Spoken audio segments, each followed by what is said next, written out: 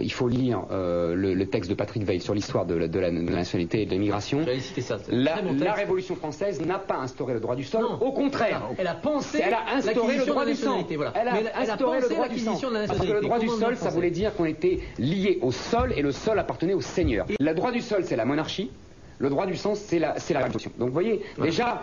Alors, le droit du sol, d'où ça vient? C'est la fin de la troisième, parce que pour la première fois en France, il y a une chute démographique, alors que les autres pays européens ont une explosion démographique, et que les ouvriers français en ont marre de faire 3 ans d'armée, alors que les ouvriers italiens, belges, polonais sont venus bosser et ne font pas leur service. C'est ça le droit du sol. Un siècle après, ça devient un truc, espèce de truc mythique. On l'a vu déjà dans les années 80, on a l'impression que la République s'effondre si on supprime le droit du sol. C'est une connerie. D'autant plus que nous vivons, je répète, une époque de mutation inouïe. Nous ne sommes plus à la fin du 19e siècle, nous n'avons plus des immigrés belges, italiens et polonais.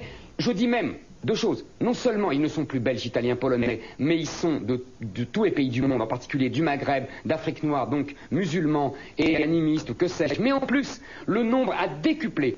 C'est ça les 2 différences. Aujourd'hui, nous ne sommes plus dans une... Non mais attends, nous ne sommes plus dans l'immigration, nous sommes dans... un remplacement de population. Oui. Aujourd'hui, nous ne sommes plus dans une... Non mais attends, nous ne sommes plus dans l'immigration, nous sommes dans un remplacement de population.